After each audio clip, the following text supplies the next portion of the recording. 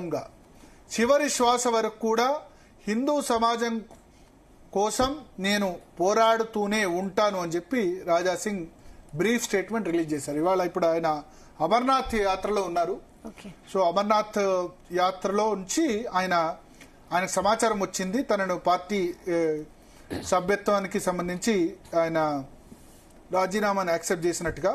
So అక్కడి నుంచే ఈ స్టేట్మెంట్ రిలీజ్ చేశారు. అమర్ గారు ఫోన్ లైన్లో ఉన్నారా? So clear message.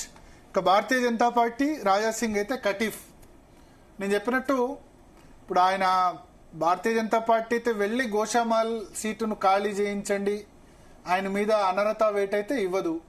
మరి ఆయన రాజీనామా చేస్తా అని ఆయన కూడా చెప్పలే, గోషామాల్ సీటుకు రాజీనామా చేస్తా అని చెప్పలే. సో 2-3 సంవత్సరాలు నడుస్తుంది. మళ్ళీ ఎలక్షన్ సమయంలోనో లేకపోతే ఇంకా పార్టీకి కావాల్సిన సమయంలోనో లేకపోతే ఇంకేమైనా మధ్యవర్తిత్వం వహిస్తే మళ్ళీ రావచ్చు. పూర్తిగా భారతీయ జనతా పార్టీతో సంబంధాలు తెంచుకుంటారన్న ఒక స్పెక్యులేషన్ వచ్చింది. ఉద్ధవ్ ఠాక్రే శివసేన పార్టీకి వెళ్లి ఆయన ఆ పార్టీ అభ్యర్థిగా పోటీ చేస్తారని చెప్పి. షిండే శివసేన దగ్గర కూడా వెళ్ళొచ్చు, శివసేన షిండే వర్గం. కానీ భారతీయ జనతా పార్టీతో అది ఎన్డీఏ అలయన్స్ లో ఉంది. వాళ్ళు తీసుకుంటే వాళ్ళకి ప్రాబ్లం. మళ్ళీ మోడీ అమిత్ షా వాళ్ళ దగ్గర నుంచి నిజానికి ఒక టాక్ వచ్చింది, అమిత్ షా ఫోన్ లో మాట్లాడారు సైలెంట్ గా ఉండు అని చెప్పి. బట్ ఏం జరిగిందో ఏందో 30వ తారీఖు రాజీనామా చేస్తే 11 రోజుల తర్వాత ఇవాళ యాక్సెప్ట్ చేశారు. సో ఈ 10 రోజుల పాటు back channel talks జరుగుంటాయి Raja Singh కు హైకమాండ్ మధ్య. వాళ్ళిద్దరి మధ్య మరి డిమాండ్స్ ఏంటి అన్నది మనకైతే క్లారిటీ రాలేదు. మొత్తానికి రాజా సింగ్ స్టేట్మెంట్ కూడా చాలా గట్టి స్టేట్మెంట్ ఆయన ఇచ్చారు. ఆ స్టేట్మెంట్లో ఒకటి ఏంటంటే, తెలంగాణలో బీజేపీ ప్రభుత్వం ఏర్పాటు కావాలని లక్షలాది మంది కార్యకర్తలు రాత్రింబవళ్లు పనిచేస్తుంటే రాష్ట్ర నాయకత్వం, జాతీయ నాయకత్వం, రాష్ట్ర నాయకత్వం దాన్ని ఢిల్లీ దాకా తీసుకెళ్లలేకపోతుంది అని చెప్పి చెప్పడం ద్వారా ఇక్కడ మ్యాచ్ ఫిక్సింగ్ పాలిటిక్స్ నడుస్తున్నాయి. అయితే బీఆర్ఎస్ తోనో కాంగ్రెస్ తోనో ఇక్కడ నేతలు కుమ్మక్కయ్యారు లేదా అధిష్టానం కుమ్మక్కైంది అన్న రీతిలో ఆయన కామెంట్ చేశారు. అదే సమయంలో హిందుత్వ కోసం, తర్వాత దేశం కోసం, ఆ తర్వాత సనాతన ధర్మం కోసం తాను చివరి శ్వాస వరకు కూడా పోరాడతానని చెప్పారు.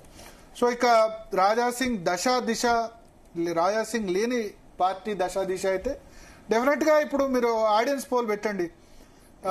రాజా సింగ్ పై పోల్ చేంజ్ చేయొచ్చు. రాజా సింగ్ రాజీనామా ఆమోదిస్తూ జాతీయ పార్టీ తీసుకున్న నిర్ణయం సరైనదైనా కాదా అని పోల్ పెడితే కనుక బీజేపీ కార్యకర్తలు మెజారిటీ నెగటివ్ గా చెప్తారు, సరైనది కాదనే అంటారు, ఆయన పార్టీలో ఉంచాల్సిందే అని చెప్తూ ఉంటారు. సరే, ఇంతకుముందు నుపూర్ శర్మ మీద చర్య తీసుకున్న కాంటెక్స్ట్ వేరు, ఇది పూర్తిగా పార్టీ ఇంటర్నల్ పాలిటిక్స్. అయితే ఒకటి ఇక్కడ 2 అంశాలు మనం చూడాలి.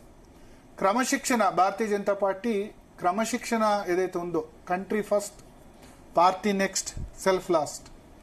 కంట్రీ ఫస్ట్ ఉన్నాడు రాజా సింగ్, పార్టీ నెక్స్ట్ లేడు. సెల్ఫ్ విషయంలో కొంత డిసిప్లినరీ ఇష్యూస్ మొదటి నుంచి కూడా ఉన్నాయి.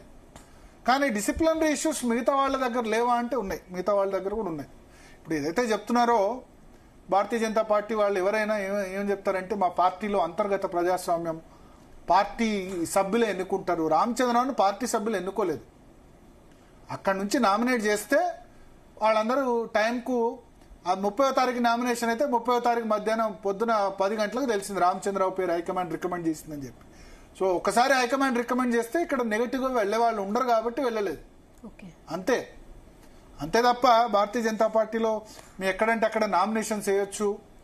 ఇప్పుడు జాతీయ అధ్యక్ష పదవి కూడా నామినేషన్ వేస్తారా? వేయరు. ఎందుకంటే 119 మంది పార్టీ సభ్యులు కూడా చాలా డిసిప్లిన్డ్ కాబట్టి వేయరు.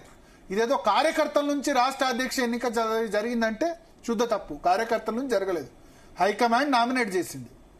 జస్ట్ కాంగ్రెస్ హైకమాండ్ ఎట్లాగో బీజేపీ హైకమాండ్ కూడా అట్లా పార్టీ నేతల్ని నామినేట్ చేస్తూ ఉంటారు. ప్రజాభిప్రాయం పరిగణలోకి తీసుకుని అన్ని చేస్తారని నేను చెప్పను.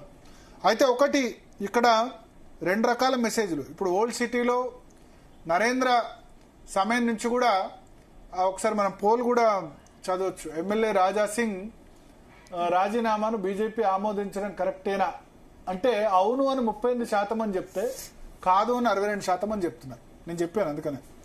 సో కార్యకర్తలు లేకపోతే బయటి ప్రజలు కూడా ఓటు చేయొచ్చు.